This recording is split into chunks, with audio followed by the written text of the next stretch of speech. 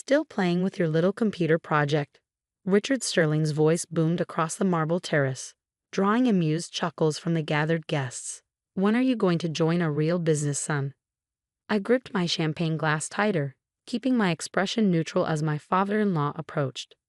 The pristine lawn of his Hampton estate stretched out behind him, a testament to the wealth he never failed to flaunt. My software company is doing well, actually, I replied, trying to maintain my composure. We've landed several significant contracts this quarter. Richard's laugh was sharp and dismissive. Contracts? With what? Local coffee shops? Small-time stuff. He clapped my shoulder hard enough to make me stumble. Look around, Alex. This is what real success looks like.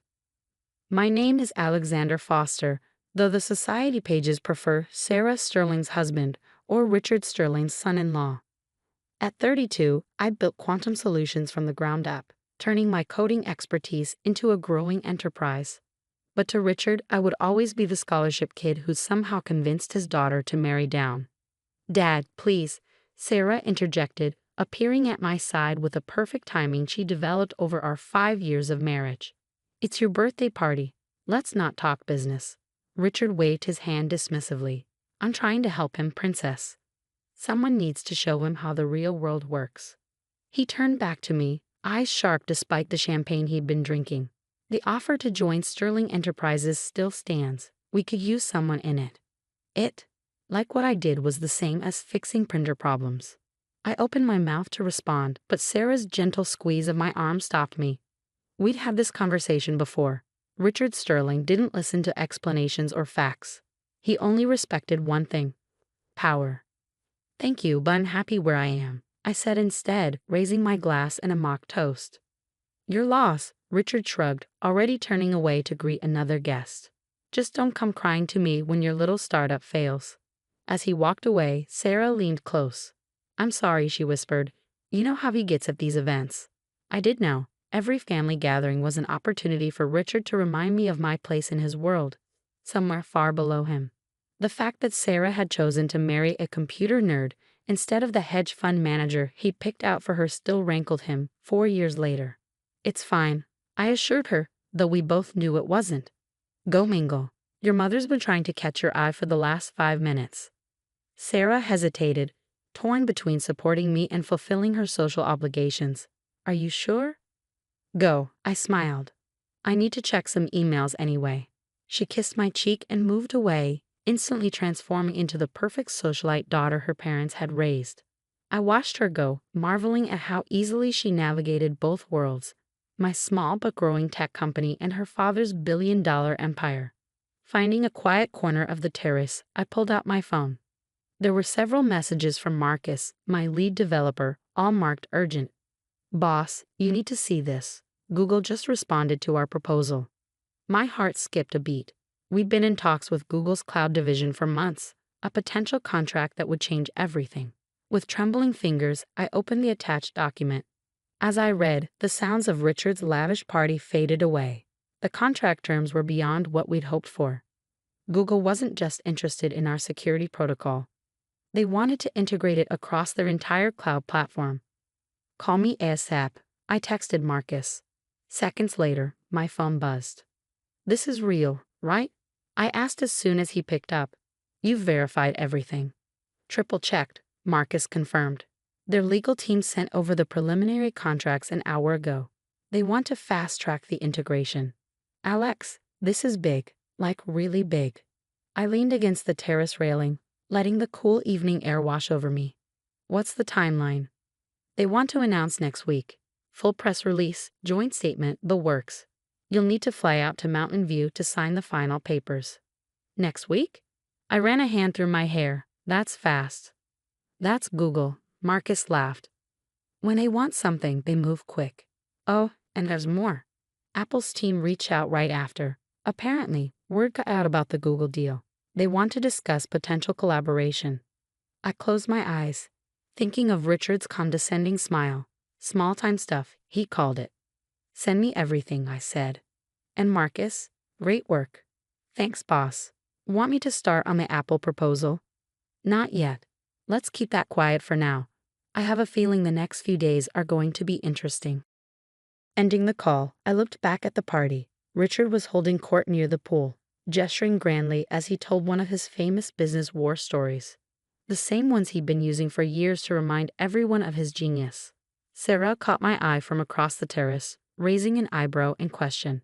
I gave her a small nod, our private signal that everything was okay.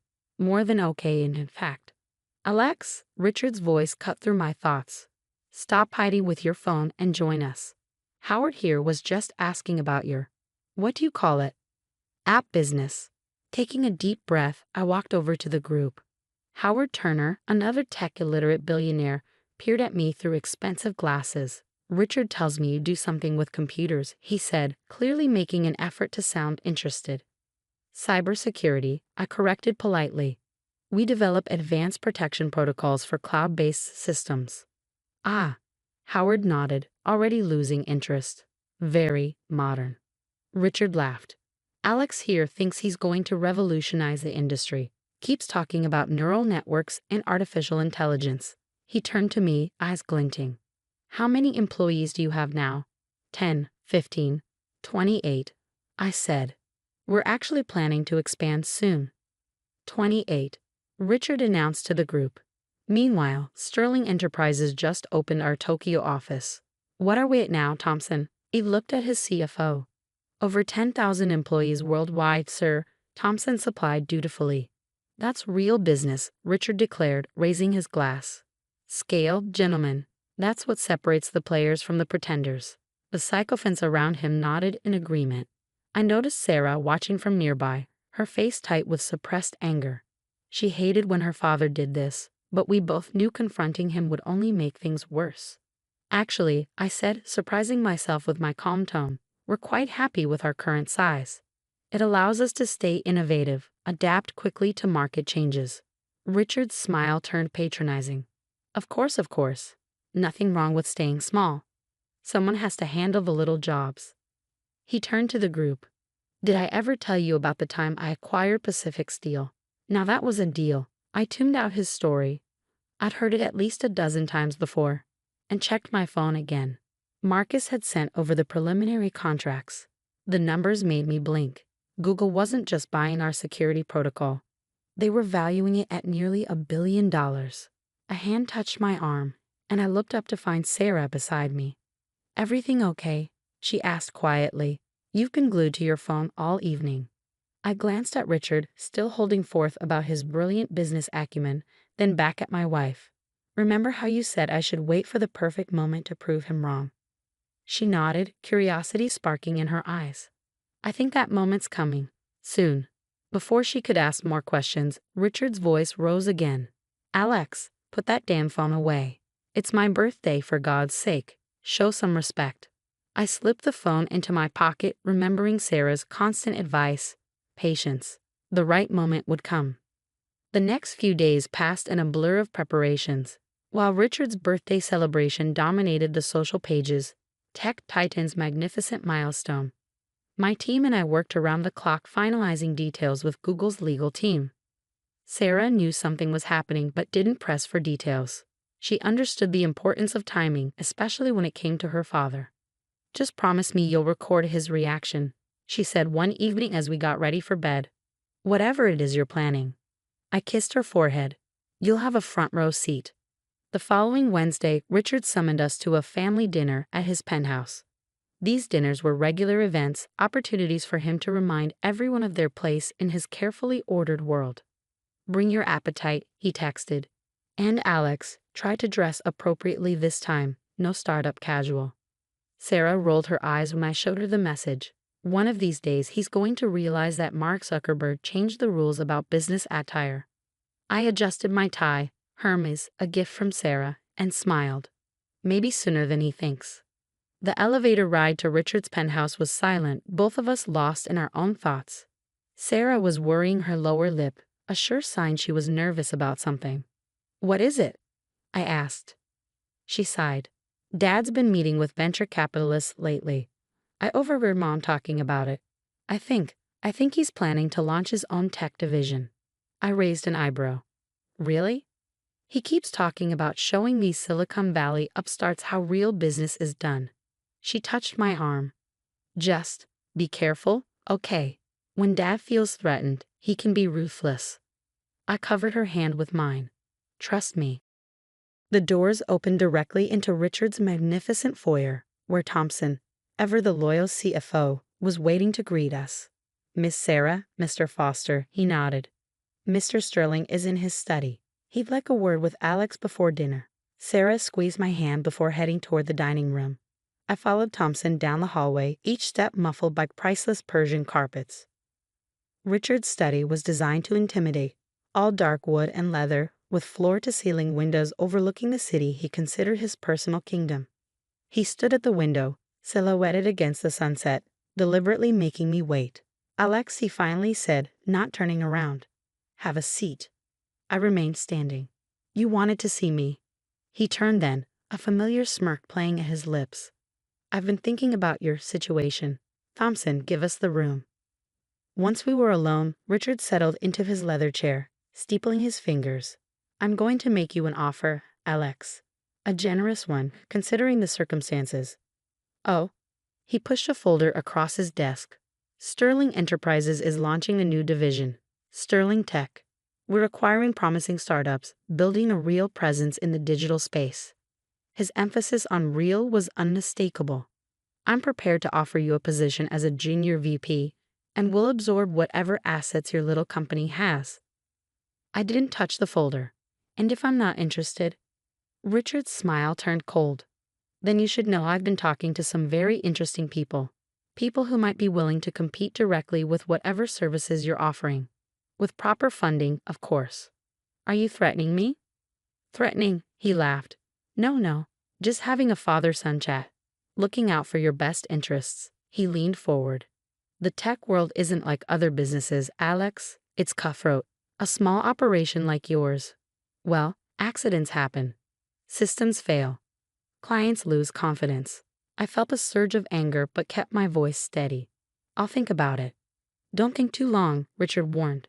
This offer expires in 48 hours. He stood, straightening his custom suit. Now let's join the ladies for dinner. And Alex? His eyes glittered. Not a word of this to Sarah. She doesn't understand real business. I followed him to the dining room, where Sarah and her mother were already seated.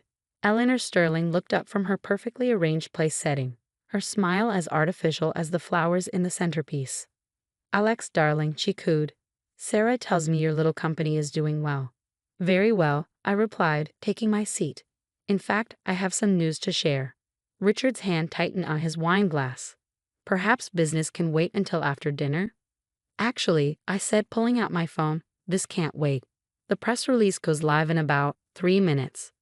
Sarah sat up straighter, her eyes sparkling with anticipation. Even Eleanor looked curious. Press release? Richard scoffed. What could possibly? He was cut off by the simultaneous chiming of phones around the table. Sarah was the first to read it, her face breaking into a radiant smile. Google acquires quantum solution security protocol in billion-dollar deal, she read aloud. Pioneering AI-driven security system to be implemented across Google Cloud platform. Richard's face went pale. What? There's more, Sarah continued, her voice growing stronger. Deal includes exclusive partnership for future development, with Quantum Solutions CEO Alexander Foster joining Google's advisory board. Eleanor's phone slipped from her fingers, clattering against fine china. Richard grabbed his own device, fingers trembling as he pulled up the announcement. This is impossible, he stammered. You're nothing but a small-time operation. I corrected him. We've actually been anything but small-time for a while now. Our client list includes some names you might recognize. I started counting off on my fingers. Microsoft, Oracle, IBM. Oh, and Apple just reached out this morning. The color had completely drained from Richard's face. The mighty Richard Sterling, who'd built his fortune buying and breaking companies, looked like he might be sick. But the offer I just made. To acquire my company, I smiled. Sorry, but Google's offer was a bit more generous, and they don't make threats about accidents happening to their partners. Sarah's sharp intake of breath told me she'd caught the implications. Her eyes narrowed as she looked at her father. Dad, what did you do? The silence that followed Sarah's question was deafening. Richard Sterling, The man who always had an answer for everything seemed to shrink in his chair. "Princess," he started, his voice uncharacteristically weak, "business is complicated. Sometimes we have to take aggressive steps to protect our interests." Aggressive steps. Sarah's voice was ice cold, like threatening my husband. Eleanor touched her daughter's arm. "Sarah, dear, perhaps we should." "No, Mom." Sarah shrugged off her mother's hand. "I want to hear exactly what kind of threats Dad made to the man I love." I pulled out my phone again, pressing play on the recording I'd secretly made in Richard's study. His voice filled the dining room, crystal clear as he detailed his plans to sabotage my company if I didn't accept his generous offer. Eleanor gasped. Richard's face, already pale, turned almost gray. "You recorded me," he sputtered. "Of course I did," I replied calmly. "I've learned a lot from you over the years, Richard. Like how to always protect yourself in business dealings. How did you put it? Document everything, trust no one." Sarah stood up so suddenly her chair scraped against the marble floor. "I can't believe you, Dad. After everything, after all these years of looking down on Alex, belittling his work, you actually tried to threaten him into submission." "I was trying to help," Richard protested. "Bring him into the family business, give him a real future." "A real future." I couldn't help but laugh. "You wanted to steal my company, take the technology I built, and bury me in some middle management position where I couldn't embarrass you. That's not the truth." I cut him off. "Let's talk truth, Richard. You spent years treating me like I was beneath you, like my work wasn't real business. But while you were busy mocking my little computer project, I was building something revolutionary, something Google values at over $1 billion. Thompson, who had been hovering near the door, made a choking sound. Richard shot him a venomous look. "Get out," he snapped at his CFO. "And if I hear one word of this conversation." "Actually," I interrupted, "Thompson should stay. He'll want to hear this next part." I pulled up another document on my phone, sliding it across the table. Thompson picked it up, his professional mask cracking as he read. "Sir," he said, voice shaking, "you should see this." Richard snatched the phone, his eyes scanning rapidly. "What is this?" "A list of companies looking to integrate our security protocol," I said. "Notice anything interesting about the third one down?" His face went from gray to red. "Sterling Enterprises, that's impossible. We never." "Your Tokyo office reached out last month," I explained. "They've been having some security issues, data breaches, system vulnerabilities. Things that could be very embarrassing if they became public." Richard slammed the phone down. "You're bluffing." "Am I?"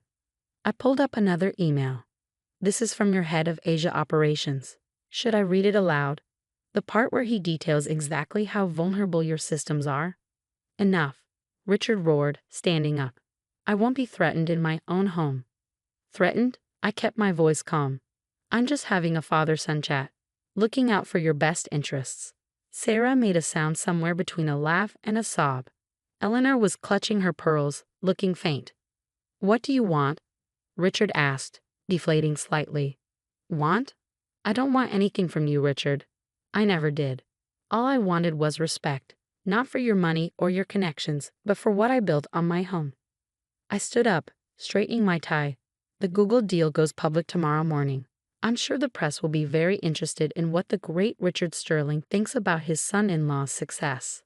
Especially given how vocal you've been about my, what did you call it? Amateur operation. You wouldn't dare embarrass the family like that." Eleanor finally found her voice.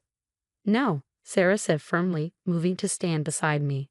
"Dad embarrassed the family when he tried to destroy Alex's company, when he chose his ego over his daughter's happiness." Richard sank back into his chair, looking suddenly old. "Sarah, princess."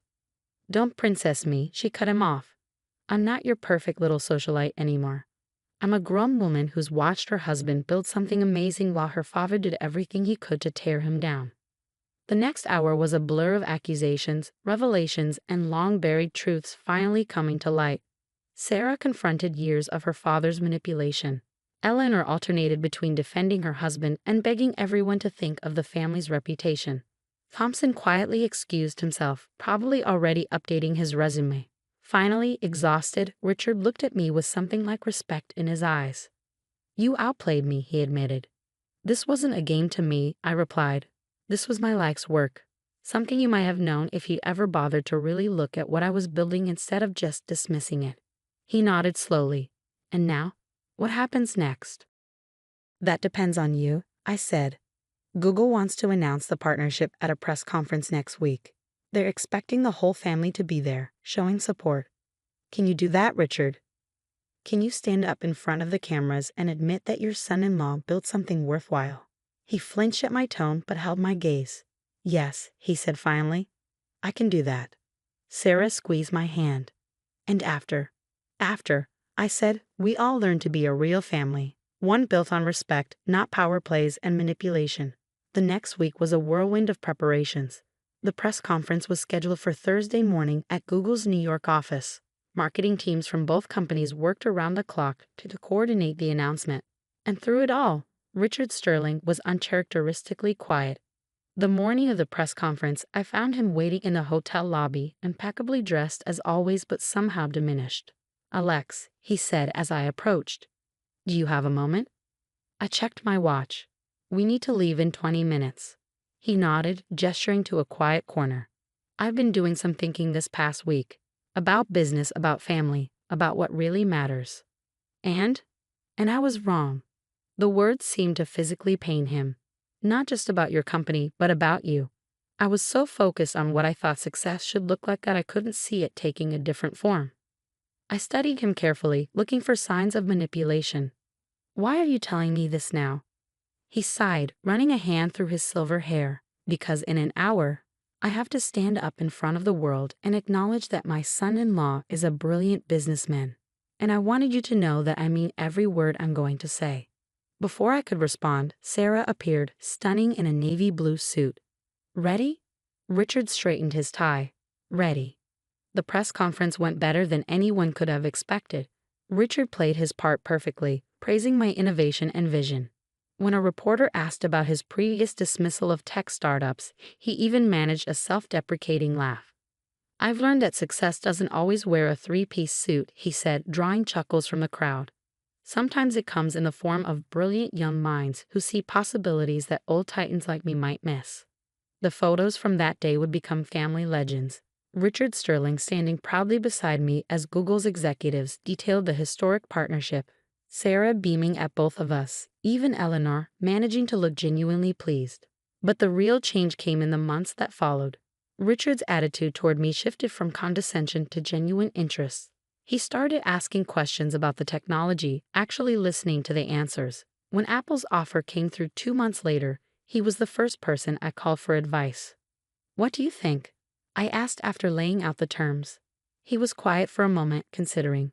The technology integration timeline seems aggressive, he said finally. I'd push for more development support on their end. That's exactly what I was thinking. He chuckled. Of course you were. You've got good instincts, Alex, better than mine in some ways. 1 year after the Google announcement, Sarah and I hosted a dinner party at our new home. A penthouse not quite as grand as Richard's, but with a better view. The guest list included key members of both our teams, celebrating the successful launch of our latest security protocol. Richard arrived early, carrying a carefully wrapped package. What's this? I asked as he handed it to me. Open it, he said, looking almost nervous. Inside was a framed article from the Wall Street Journal. Tech visionary Alexander Foster revolutionizes cloud security. But it wasn't the headline that caught my eye. It was the handwritten note beneath it. To my son, not in-law, just son, who taught me that real business isn't about size or scale or power. It's about vision, innovation, and the courage to build something new. I'm proud to be part of your family. Richard. Sarah, reading over my shoulder, wiped away a tear. Richard cleared his throat gruffly. Yes, well, he said, clearly uncomfortable with the emotion of the moment. Just wanted you to have that. Now, where's the champagne? We have success to celebrate. As I watched him move through the party, chatting easily with my team members, I thought about how much had changed. The mighty Richard Sterling had learned humility. The tech titan had learned to respect innovation. And most importantly, a father had learned to love and accept his son. Happy? Sarah asked, slipping her arm through mine. I looked around at our gathered family, both blood and chosen, and smiled. Very. She said thoughtfully, I never did get to see Dad's face when he dropped that champagne glass at his birthday party. No, I agreed, but I think what we got instead was better. Later that night, after the guests had gone and Sarah had gone to bed, I found Richard standing on our terrace, looking out at the city lights. Quite a view, he said as I joined him. Better than yours. He laughed. Different. Like everything else these days. He turned to face me. When Sarah first brought you home, I thought she was making a mistake. A scholarship kid with big dreams and no connections. I couldn't see how that would fit into the world I built. And now?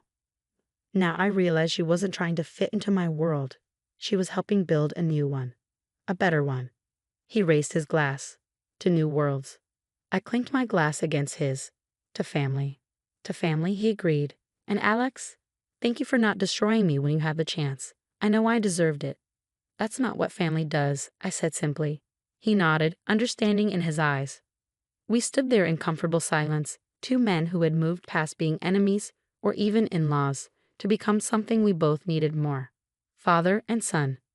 The city stretched out below us, a glittering tapestry of lights and possibilities. Somewhere out there, other dreamers were building their own empires, fighting their own battles.